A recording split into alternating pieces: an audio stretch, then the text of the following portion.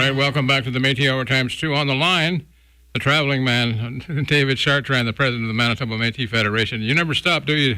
No, Ray. That's there'll be a time when they put me under the soil. That's when I'll take my break.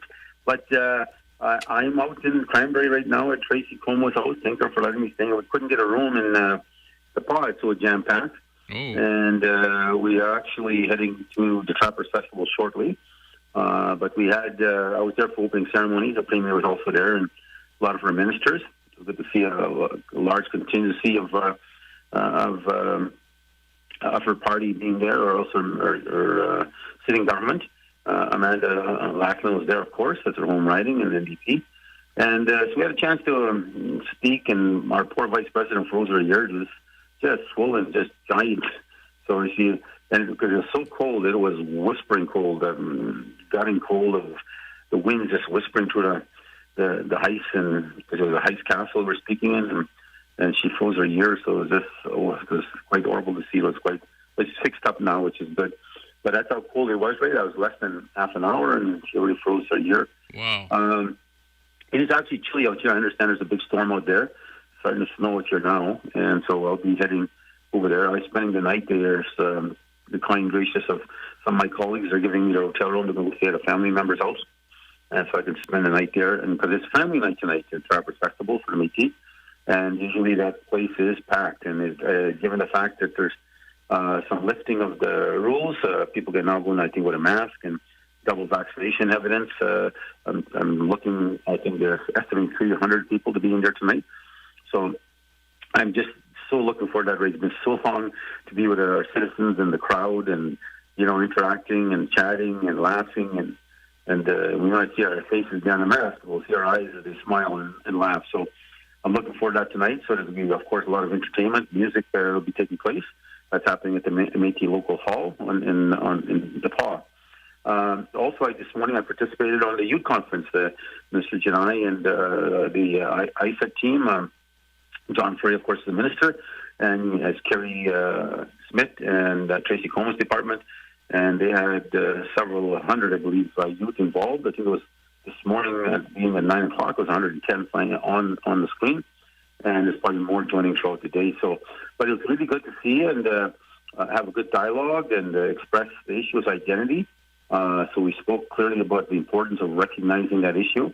It was a chance for them to ask any question you wanted to the president, and I spoke again how important identity is and what's happening on the landscape on that whole issue. And we're so many people today from Eastern Canada, including lots in Ontario, towards Quebec that way. All of them are trying to steal our identity and our culture.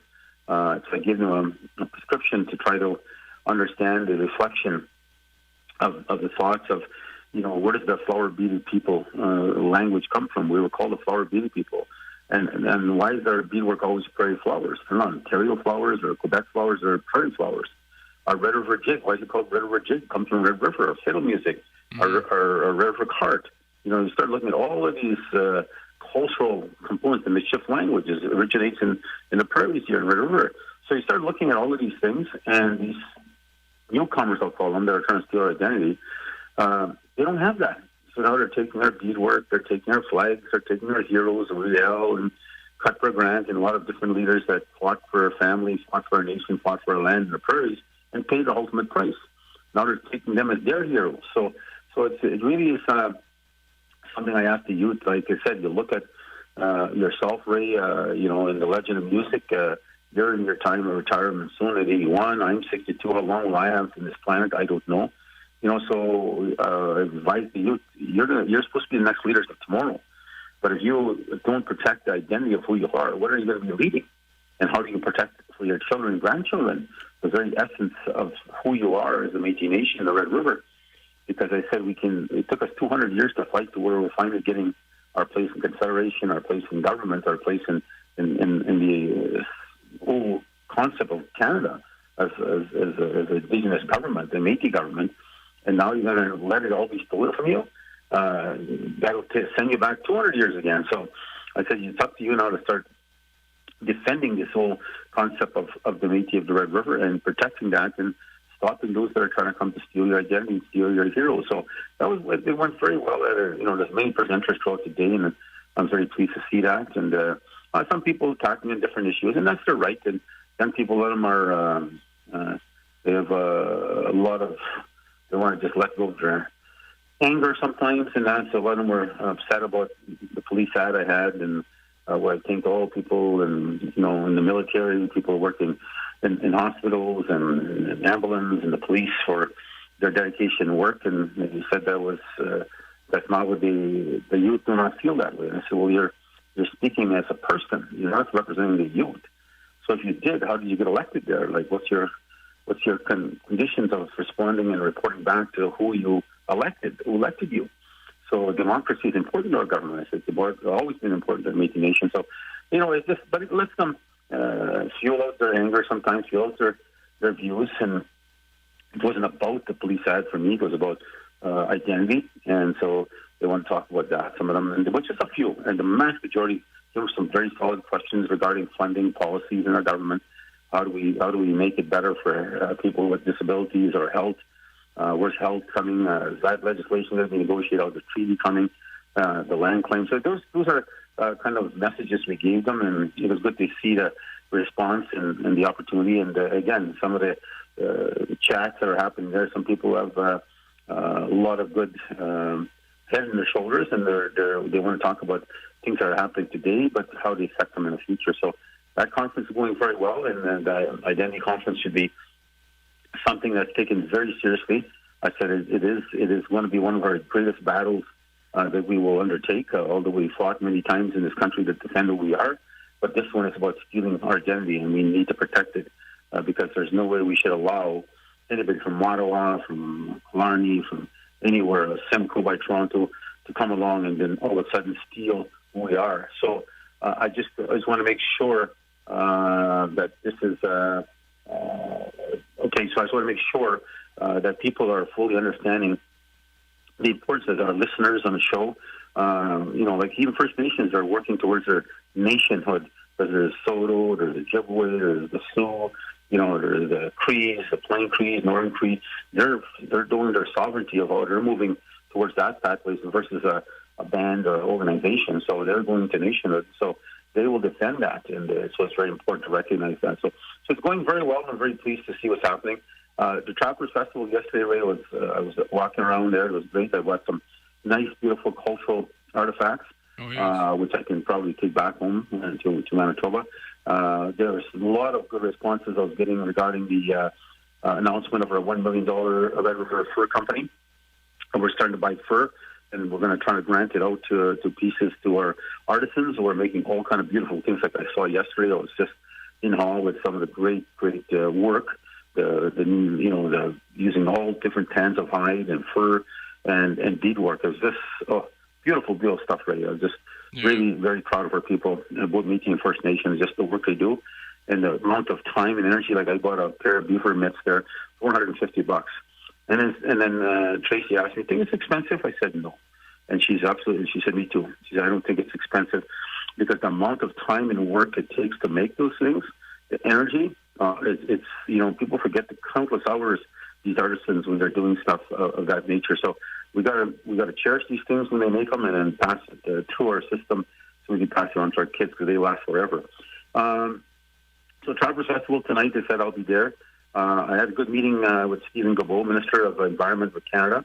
That meeting went very, very well. And, of course, we're pushing very hard to our positioning where we'll be when it comes to the environment and climate change, the impact it'll have in Canada and in the world and in our province of Manitoba, in our families, in our communities. So we had a very good discussion. We have many programs that Marcy and her team are working on and trying to get that into a ongoing program, not a project based, but more permanent funding in making sure that the Métis have a role to play when it comes to the environment, as we've always pivotally made it very clear to everyone that environment is important to us as the economy. So we need to balance those two. So that meeting went very well with Mr. Gawoa. I've asked him to raise the issue again with Minister Wilkinson regarding our greenhouse. We want to start building the greenhouse so we can start planting our 2 million trees, and then our goal is to get to 4 million trees, which Taylor Fleming is working on right now along Marcy's team. And I was seeing some of the layout of the plants and the amount of jobs that will be created.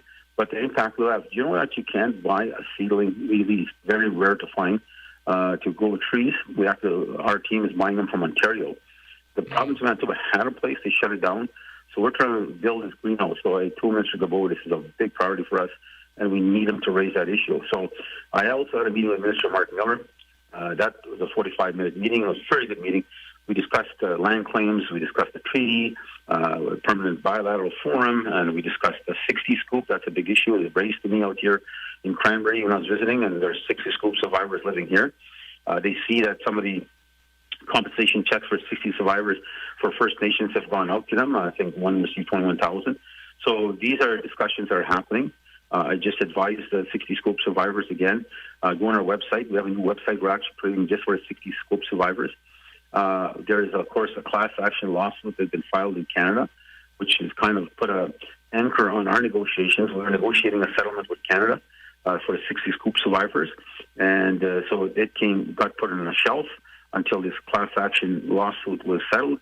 So we hired lawyers to make sure. Now we have lawyers in Toronto who are part of this class action lawsuit to make sure that we have our say in that process and that we continue to move forward. I made it very clear to Mr. Miller yesterday that the discussion that happened in the previous ministerial with Bennett is that there would be a settlement to the 60 scoop survivor. And I said that got put on hold, and I need you to put aside the class action lawsuit should not be holding up our negotiations. And as I said, our citizens are still feeling the mental anguish, the challenges, and there's no support for them out there. We need to find the support program, and we can't be waiting for the court cases because there'll be another one filed tomorrow.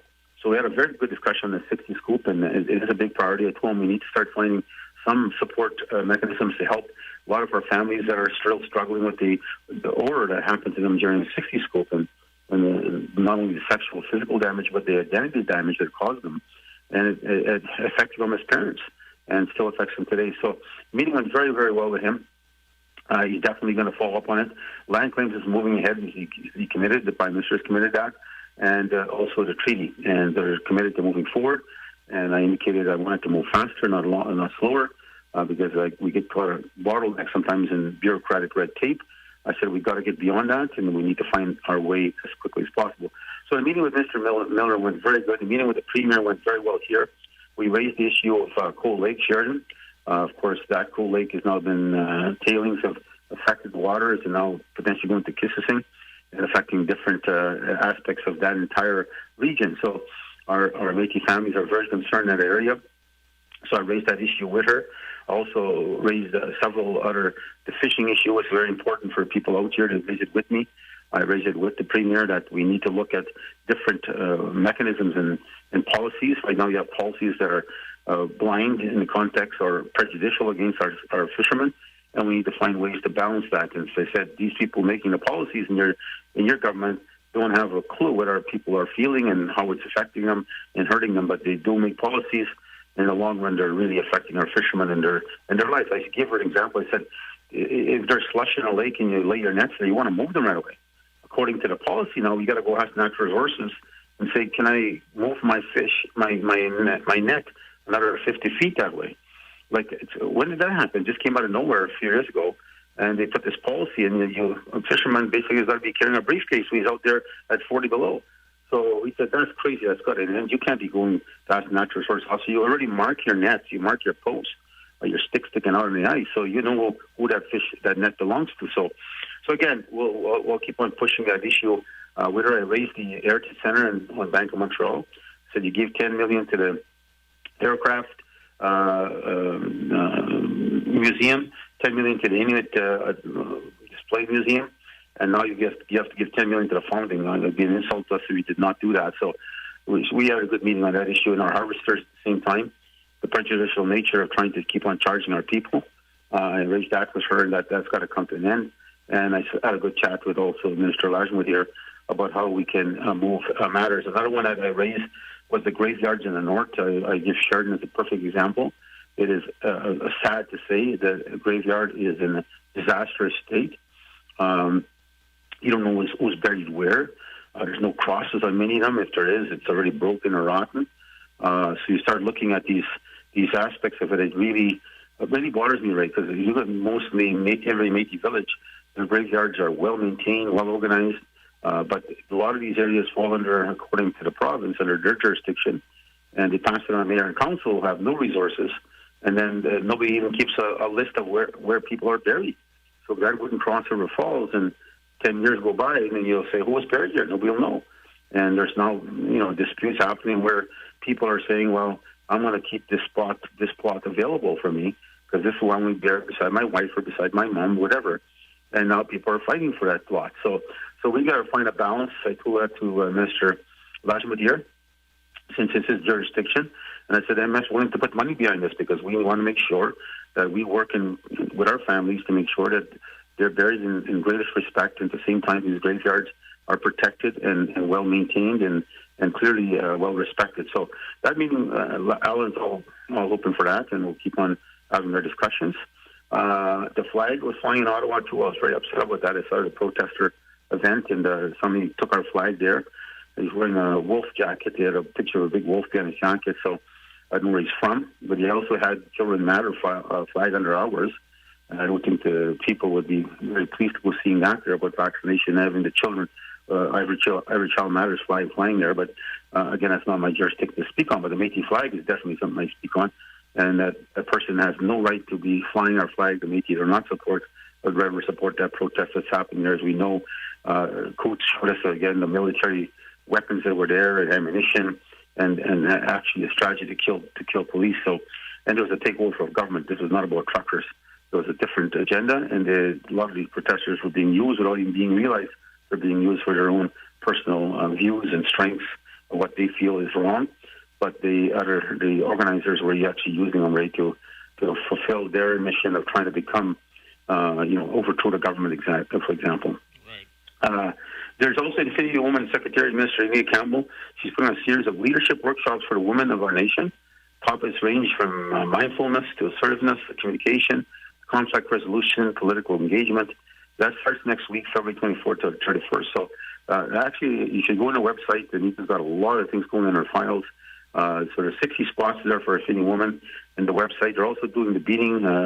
It's just great to see that come to life. Janine Crouchy was talking about this, years ago when they started, it used to be so prominent in our community, and all of a sudden it faded away.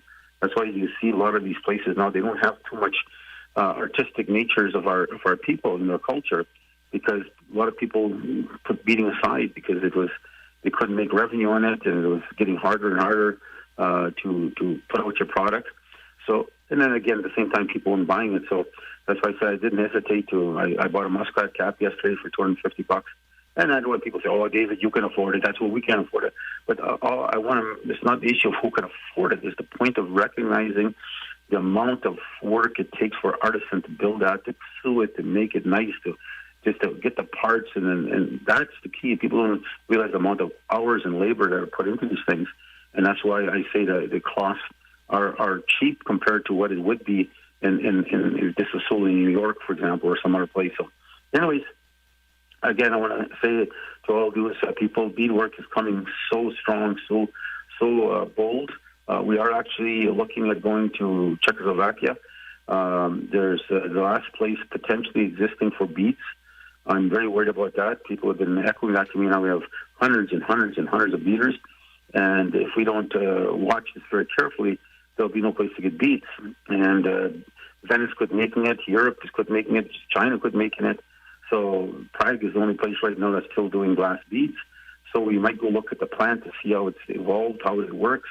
Is it possible we can open our own plant, get some more confirmation from the owners or family-run businesses out there? Will they continue to be around for another 10, 20 years?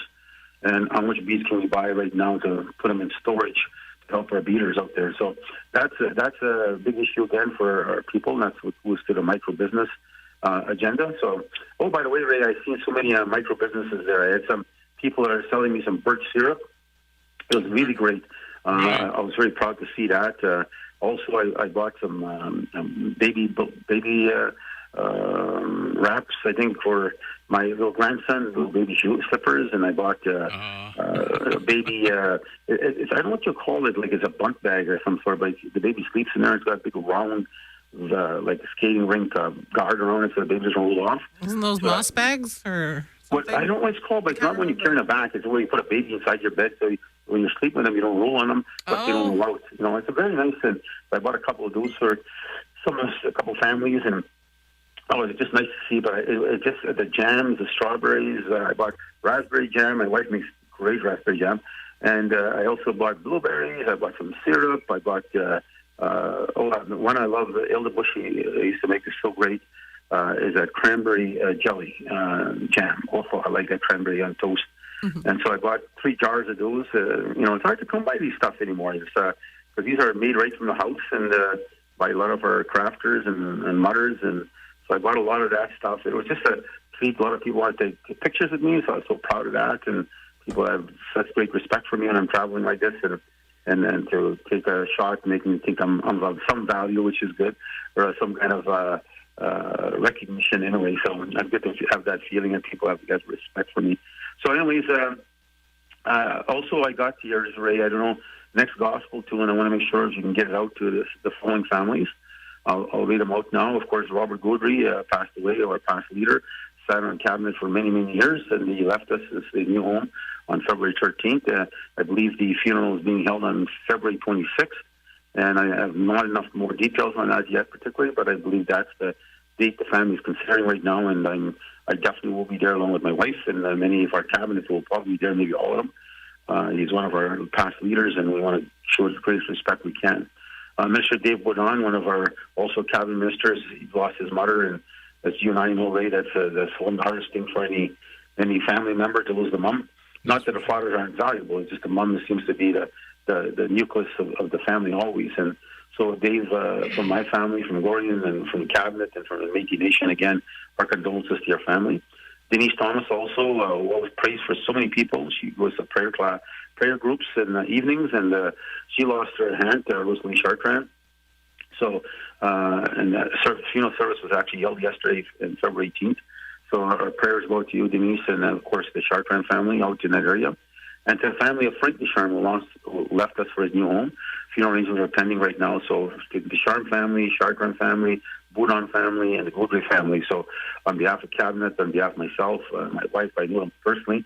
I don't know Dave Boudon's mom personally enough, but I definitely know Dave. And I want to express my personal prayers to you. And again, our gospel tune will go out to you.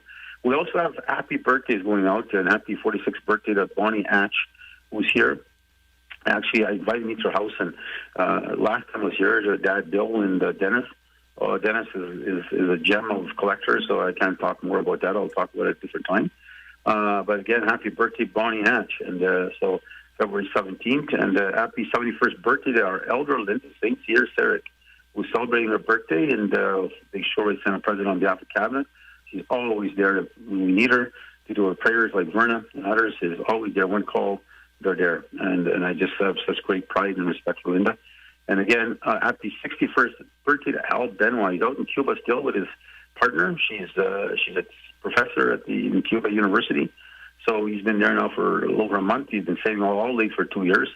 So he's out there visiting he got engaged back when he's out there. So congratulations to Al Benoit. So again, Ray, Trappers Festival, to all those people volunteering, helping out Trappers Festival, I take my hat off to you. Again, I express so proudly how good it feels to be back in it's a 75th celebration, by the way. And even to the youth conference this morning, thank you to all the organizers. I just can't say enough how important this conference is on identity. I just hope that our young people take this issue seriously and don't take it lightly, and then thinking, it'll always be okay. It won't if we don't protect it. And Riel gave his life for us and protected our identity and our families and our lands. We need to do the same to ensure these people don't have the right to steal our own. Go do your own culture. Go do your own beating. Go do your own whatever you're going to do, and call it whatever you want. But don't call yourself the Red River Métis or the Métis Nation, because you're not us. There's only one Métis Nation, it's the Red River Métis Nation. So, again, Ray, you guys keep up the good work, and I had a very good meeting with you. And so, Ray, of course, has been in the show now, 22 years, right? You and I? Or 23 maybe now. 23, I think. Yeah. a hell of a long time. So Ray and I have a plan for the future, and we'll be talking about that more in the show as we look towards keeping the Métis Hour ×2 fully in operation for past probably our time and Ray's time, my time, and hopefully it's last another 20 years. So with that being said, we'll keep you posted. And again, for all those people out there that are worried about the storm, worried about the snow, especially our elders, make sure you call the local office if you're stuck at home, and they'll get a youth or somebody to go and clean your driveway, clear your steps so you can get safely. That program's in place now at the Federation. We pay for the cleaning of the driveways and yards to make sure elders are not stuck in case you have doctors or ambulance needs to get to their house or they just need to go to the store. So, and hampers are still available. If you need a hamper, we're still trying to keep our people together. And don't forget, March 25th is when the assembly will take place at the Assiniboine Downs, and we're working hard to make it it's going to be open. We might still require you to have a mask and a double vaccination, but it definitely will be seeing hopefully 2,000, 3,000 people there. So some people are still leery, and I commend them for that. Be careful. COVID's still around, not gone, and we will do everything in our power to protect our citizens when they come to our assembly. But we're also now developing a virtual way of attending the assembly through. But it's not the same. Like this morning, we're losing, connection and losing. It's not the same when you're in a computer, and it just doesn't have the same connection, but being in a crowd. So family night tonight, if you want to see me, I'll be in DePaul at the Métis local building, and we will enjoy some great music and some great laughs and fun together. And to my mother-in-law, if you're listening here in Cranberry, I'll make sure your house is shoveled too. And to Joanne, if you're out there listening, we'll make sure your house is shoveled. All Métis citizens, you're stuck.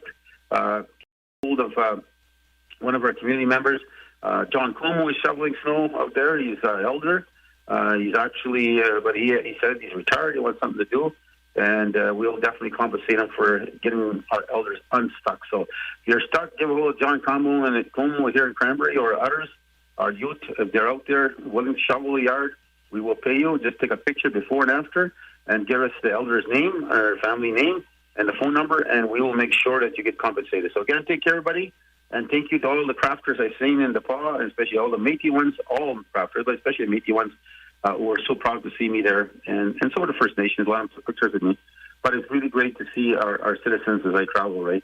So you take care, everybody, and I'll talk to you guys next Saturday. And young people, youth conference, keep on pounding and carrying the flag proudly. That's ours. We own it. Let nobody steal it from us.